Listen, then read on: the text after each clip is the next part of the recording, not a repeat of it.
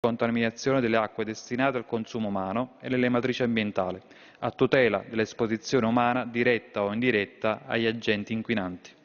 Alla luce delle informazioni esposte, si rappresenta dunque che sia il Ministero dell'Ambiente che le altre amministrazioni centrali e locali, ciascuno per quanto di competenza, stanno svolgendo con particolare impegno ogni azione volta a tutelare la salute pubblica e l'ambiente, monitorando e partecipando alle attività poste in essere dagli altri soggetti interessati, per garantirne il successo. Grazie.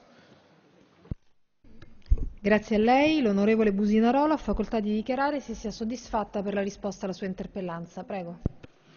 Grazie Presidente. Ringrazio il Sottosegretario soprattutto per il finale della sua risposta, che ci rassicura sul fatto che c'è una concertazione di intenti e c'è una cabina di regia che intende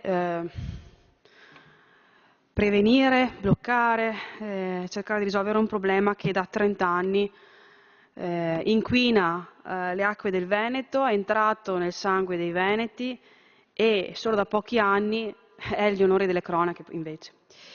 L'azienda Miteni di Trissino è stata più volte al centro delle cronache per lo scandalo PFAS, che sono sostanze perfluoroalchiliche prodotte proprio da questa azienda che è a Vicenza.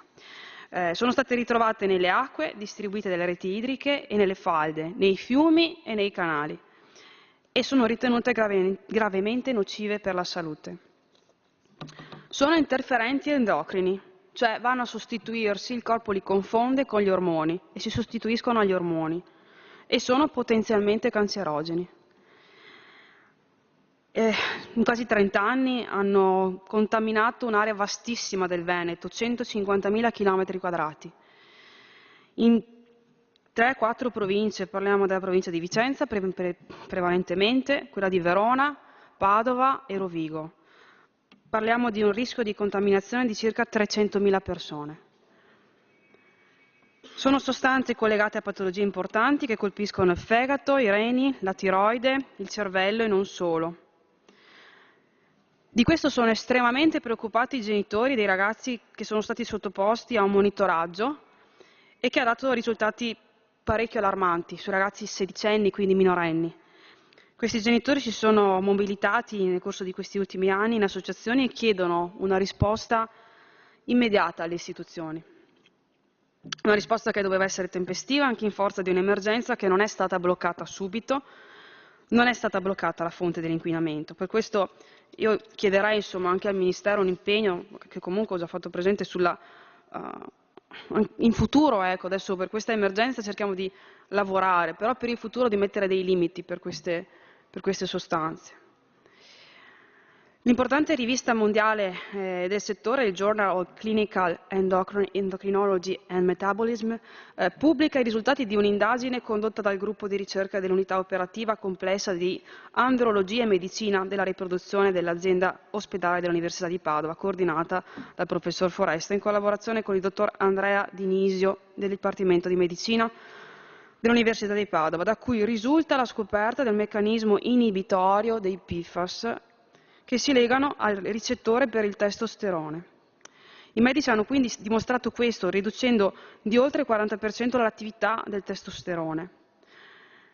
Di inquinamento da PFAS se ne parla anche nella relazione sull'inquinamento della Regione Veneto, presentata dalla Commissione parlamentare d'inchiesta voluta fortemente dal Movimento 5 Stelle, presieduta dal Movimento 5 Stelle, sulle attività illecite connesse al ciclo di rifiuti e sugli illeciti ambientali ad essi correlati, approvata a febbraio 2017, da cui risulta che oltre il 97% dei PFAS presenti nell'ambiente veneto è dovuto agli scarichi della Miteni.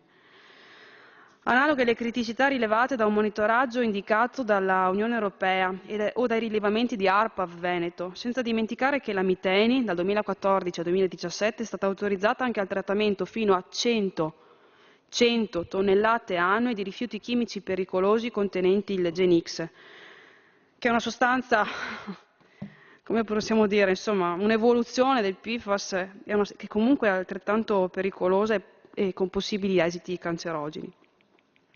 Riteniamo che secondo i principi di chi inquina paga, la Miteni debba assumersi le proprie responsabilità verso i cittadini coinvolti. Ma sull'azienda aleggiano diversi dubbi, soprattutto sul suo futuro, visto che, secondo quanto dichiarato dall'ormai ex amministratore Nardone, sarebbe pronta ad una cordata di nuovi imprenditori che andrebbero a sostituire il vecchio socio della Miteni. Ricordiamo però che in un periodo in cui quella del fallimento era solo un'ipotesi, invece l'11 settembre scorso l'istanza di proroga di concordato presentata dai legali della Miteni si faceva cenno solo a 2 realtà aziendali che avrebbero manifestato interesse per subentrare nella Miteni, l'Indiana Arti Industries e la Key Capital Investment. Su quest'ultima in particolare le perplessità riguardano il dominus Matteo Pinciroli, noto alle cronache per aver accumulato un'ingente quantità di debiti e resosi spesso irreperibile. Tutti elementi che creano incertezza intorno alle sorti della Miteni e di conseguenza diventano fonti di incertezza per i cittadini che attendono risposte da anni. Il recente fallimento, come anche rendicontato dal sottosegretario di qualche settimana, del venerdì scorso, già dà una prospettiva incerta sul futuro lavorativo, anche perché ci sono persone che hanno lavorato in questi anni, che sono anche quelle che hanno il sangue più inquinato, più infetto. E attraverso le rappresentanze sindacali hanno depositato in procura a Vicenza una richiesta urgente di completamento di controlli sulle condizioni di salute, l'igiene e la sicurezza dei luoghi di lavoro. Chiedono controlli che erano stati avviati nel 2017 dai carabinieri del nucleo operativo ecologico di Treviso, dallo Spisal, delle USL 3, della Serenissima di Venezia, a tutte le produzioni, non solo a quelle relative alle lavorazioni dei PFAS, e che vengano verificate le condizioni di sicurezza dello stabilimento, con accertamenti che vanno fatti subito, poiché le lavorazioni potrebbero essere definitivamente fermate. Questo significherebbe infatti che verrebbero meno le possibilità di rilevare con precisione lo stato delle cose. Comunque c'è anche un problema di sicurezza, in questo momento stanno lavorando alacremente anche i vigili del fuoco. C'è da dire inoltre che la Procura della Repubblica di Vicenza, a cui sono state affidate le indagini dello scandalo PFAS, sta procedendo con estrema lentezza, non avendo ad oggi, nonostante le prove relative alla continuità del danno, adottato le opportune misure cautelari a tutela della salute pubblica. Apprendo con favore che si stia arrivando finalmente alla chiusura delle indagini, perché è stato diciamo un po' silente il rapporto che tra Procura e noi c'è stato. Noi abbiamo fatto l'esposto, la Procura l'abbiamo incontrata, soprattutto il capo procuratore l'abbiamo incontrato più volte, non ci dava i dati, noi chiedevamo aggiornamenti sulle indagini, non sembrava che fossero così avanzate, quindi io accolgo con favore la notizia che addirittura i capi di imputazione possono essere disastro e avvelenamento acque. Però io mi domando chi pagherà, considerato che l'azienda è stata dichiarata fallita.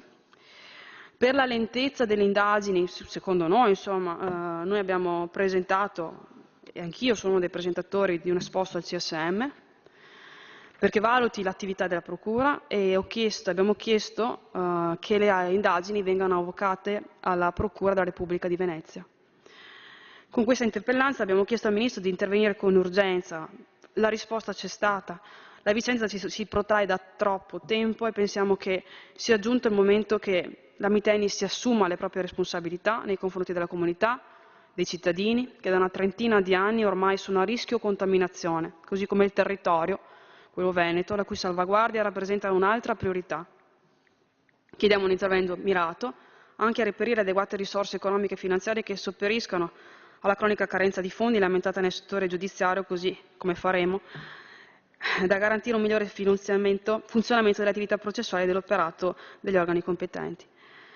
Io ringrazio davvero il sottosegretario e il Ministero, perché su questo c'è stata una forte attenzione. Chiediamo che questa attenzione continui e in combinato disposto con il Ministero della Salute, perché non è solo una questione ambientale ma una questione sanitaria e giudiziaria.